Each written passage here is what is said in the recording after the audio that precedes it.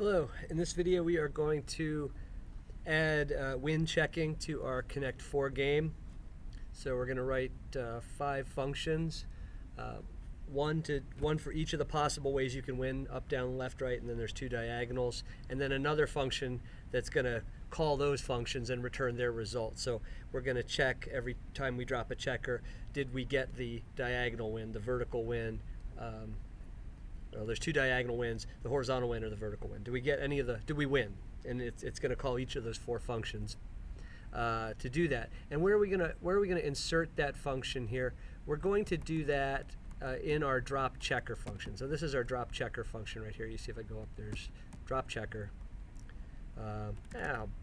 Drops a checker in column. See how well, there we go, put in some documentation. All right, can't type.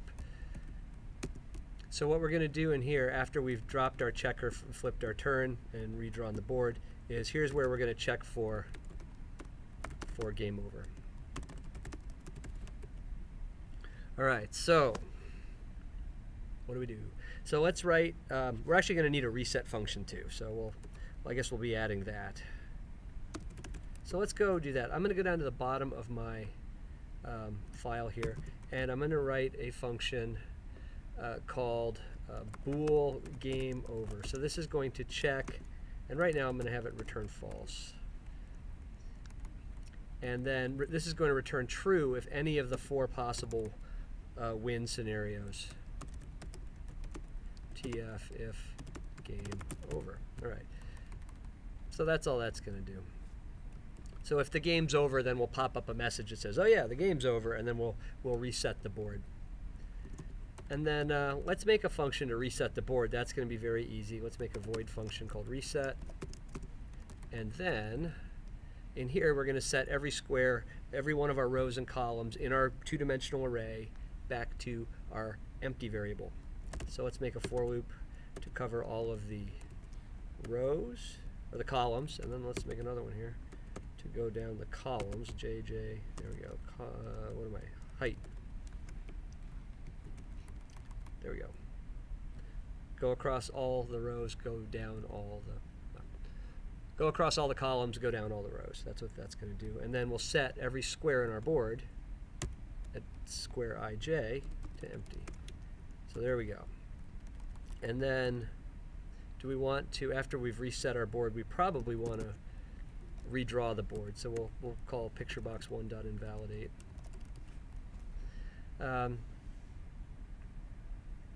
And that should reset our board.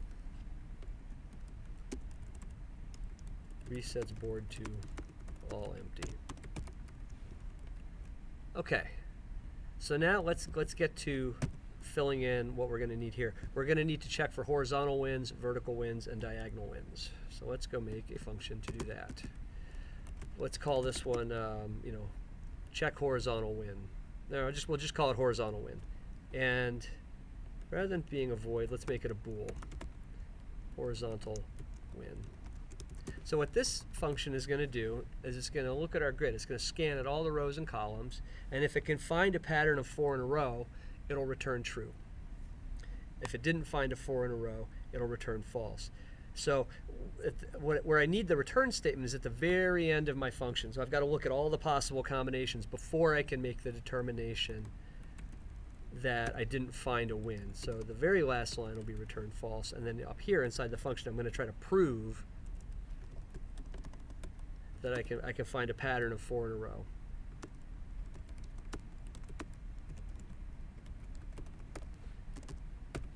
Now let's go look at a slide real fast and think about what we have to do. We want to look at all the rows and columns to determine if we have a horizontal Connect 4, but the problem is we have to be careful we don't go off the board, right? Imagine we're in column G here and we start checking this to our right to see if we can find 4 in a row horizontally. We're going to go outside of our array. We're going to get an out of bounds exception. We don't want that to happen. So we need to limit the range of columns that we look at to 0, 1, 2, 3. So less than or equal to 3, and then the rows, we can look at all of them. So we've got to constrain our search. Also, if you look at this empty board right here, is there a 4 in a row? Well, yes, there is. They're empty. There's a 4 in a row of empties. So we've got to make sure that the square we're looking at isn't empty before we start checking for 4s in a row. So again, we'll just use a nested loop and then check adjacent indexes. And how do we do that? Well, if we're looking at ij and we're going to the right, then we're going to be I plus 1j, I plus 2j, I plus 3j, right? If our left index is our column, then if we add 1, we're going over 1 column. So let's go write something that does something like that. So let's make our for loops. And we said we wanted less than or equal to 3 for our column. And then in here we can go down all the rows. So in here now, check for 4 horizontally. All right, so let's check that square ij is not empty, right? Because otherwise we don't care if there's a 4 in a row. If the board at ij is equal to, do we say, well, not equal to empty. We could say if it's empty, continue. That would work too. So if it's not empty, then we'll say, okay, is the value in this square on the board at this xy ij coordinate equal to the one to its right?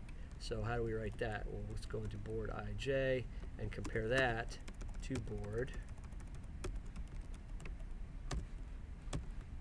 I plus 1j. So if this square ij that we're looking at is equal to the one to its right, and there's our double ampersand for and, let's say, and board ij is equal to the 1 2 to its right, and board ij is equal to the 1, or the spaces are coming, 3 to the right, well then we can return true. That's our answer. We found a 4 in a row. That's it. Going horizontally. So if square ij isn't empty and it's equal to the one next to it and the one next to that and the one next to that, well, then we have a 4 in a row and we'll return true. And when we return, we bail out of this function. If we scanned all of the possible rows and columns that we could look at without going off the board and we did not find a match, we would not return out of this function, and we'd end up down here at the bottom. And if we ended up down here at the bottom, it means we didn't find what we were looking for. Okay, so let's clone this now. Let's check for a vertical win.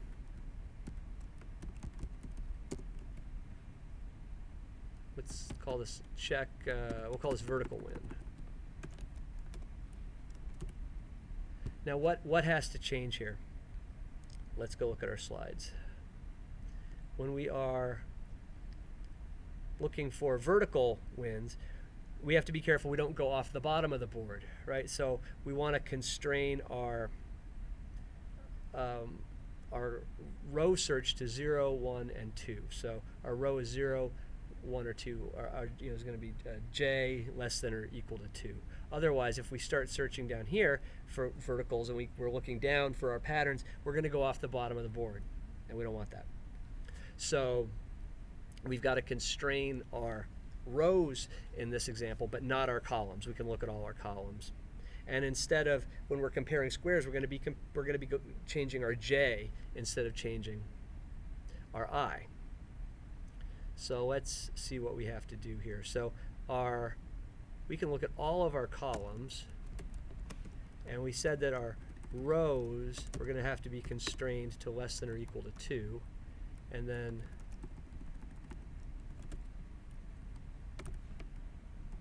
now if we know the square's not empty, now we can start looking down. So instead of the j or the i's changing, it is going to be the j's that are changing. +1, +2, +3. All right. And if we find a match, if we found that pattern, return true. If we got down here, we completed we went through all of our squares and we didn't find a match. If we ended up down here, it must be because we didn't find a match up here and bail out, which means if we got down here, the answer is no. All right, there we go. There's our scanning horizontally. let's look at diagonals. There are two types of diagonals. So let's make a bool called diagonal. What am I calling my functions? Vertical win. Let's call this diagonal upwin. Diagonal upwin. And again, this is going to return true false. But we'll clone. We'll take the function we already wrote, copy paste it, and put it in there. Let's take a look at the diagonals here. So if we're looking for diagonals going up, these are the squares we need to check. If we start at like 0, 0 here and we start checking up and to the right, we're going to go off the board and get an index out of bounds. If we start on the right edge here and we start going up, up and right, we're going to go off the right edge. So we've got to constrain our rows and columns to this range right here. So our I is going to be equal to or less than 0, 1, 2, 3. So less than or equal to 3. And our valid rows are going to be 0, 1, 2, 3. So valid rows are 3, 4, 5. So we've got to constrain our rows and columns to this range that we're looking at here when we look for diagonals up. So let's go write that code. I'm going to just paste in that code that I had before. And what did we say? Let's go back to the slide. For the columns 0, 1, 2, or 3, I think we have that already. Whoops. 0, 1, 2, or 3, that is correct. But I must have pasted in the entire contents of that function. Let me fix that. We'll start over.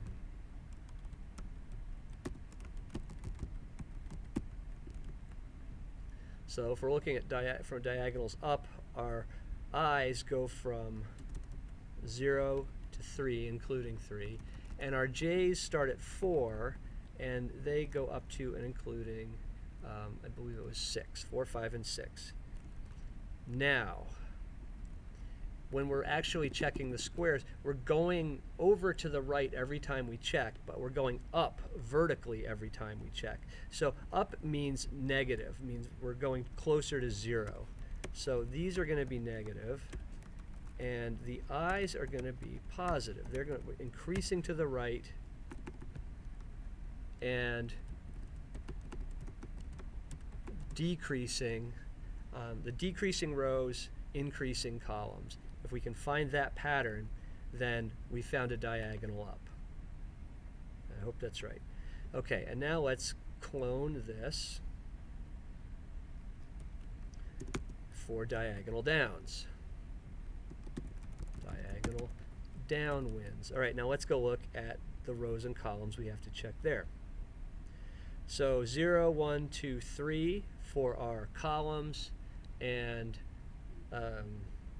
0, 1, and 2 for our rows. We've got to constrain our search to that, otherwise we'll go outside of the array boundaries. So let's constrain our columns to less than or equal to 3. And it looks like they already are. And our rows have to be less than or equal to 2. Is that what we said? Yes. Otherwise we go off the board. Now in this scenario, when we're looking for diagonals going down, our x will be increasing and our y will be increasing. Our I will be increasing and our j will be increasing. Our row will be increasing and our column will be increasing. So this will be, these will just change to +1s, or pluses. The signs on that will change. And if we find that pattern, return true. All right, well now we have all the functions we need to check for wins. So up here in our game over function, we can say return horizontal win or vertical win or diagonal upwin or diagonal downwin. If any of these functions return true, this entire expression will evaluate to true, and we will return, a status flag indicating whether the game is over or not. So let's go use this game over function. And we're going to do that in drop checker. So after we drop a checker, we can say if game over. So call our game over function, and that will evaluate to true or false, and then we'll test the result, right? So if this thing returned true, well then the game's over. So let's pop up a message box. Connect 4. And then let's reset. Now, there's going to be a problem here, and that's when you call invalidate, what this does is it queues up a message to repaint the control. However, we will probably not have time, the control will probably not repaint because we'll do the game over check and then pop up this message box, which will then block the kind of the interface thread. So how do we redraw the control immediately without waiting for that message to queue up? The way to do that is by calling refresh rather than invalidate. Refresh is a little more inefficient or a little less efficient because it will call invalidate, but there's like an extra function call going on. So if you can get away with calling invalidate, do that. If you need the control to be updated immediately, call refresh. So that should work now. So every time we make a move, we'll check to see if the game's over, and if it is, then we'll reset the board. So let's just run it and test it. I don't make any guarantees. There's never any guarantees, right? Uh-oh. Index out of range. Okay, so what did I do wrong? This is in diagonal up. So let's go look. So J ended up being 6. Let's go look at diagonal up. 3, 4, 5. Oh, less than 6. Okay, so there we go. Less than 6.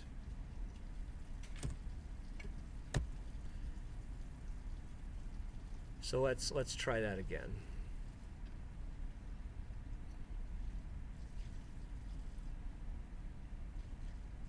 Is that right? I think it should. Let's go check that slide. So diagonal up. Okay, 3, 4, and 5. So there's a mistake there. It should be 3. That's why I had the less than 6. I knew I had to have 3 values in there, but I started at the wrong one. So let's try that.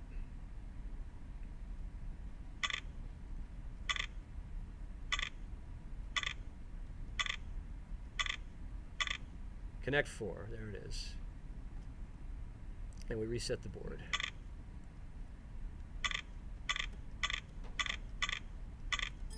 Connect 4. All right, let's try diagonal 1.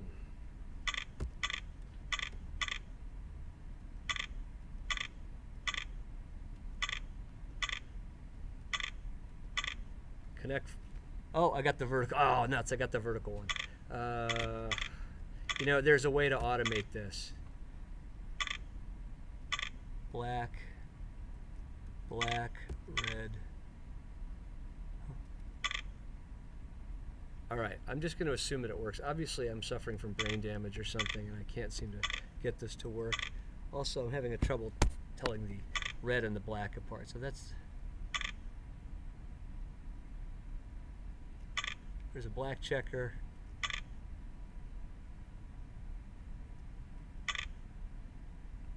Oh, this is so painful. There we go, connect 4. The last one is very hard to, it's a little tricky to set up. So I'm just going to assume that it works, but there we go. So now we have win checking in our game. Now the only snag is you just have to be very careful about the rows and the columns that you're checking to make sure that you don't, that you cover all the possibilities, but you also don't do what I did, and that's accidentally go outside of the bounds of the array. Now, what else could we do to this game? Would it be possible to have a computer play against us? Absolutely, because now that we can identify moves that win, we can have the computer say, well, if I can make a move that wins, I should make a move, right? We can have it simulate dropping a checker in each column, and if it wins, obviously make that move. If it can't find a winning move, then try to drop checkers for the other guy and see, well, would they win? if they made a move, and in which case you should take that move to block it. And then we could say, okay, well, if we can't find a winning move and we can't find a blocking move, then just drop a random checker in a column, and that, that would be good enough. So there you go. There's Connect 4 with win checking. In the next video, we'll make it a little more sophisticated.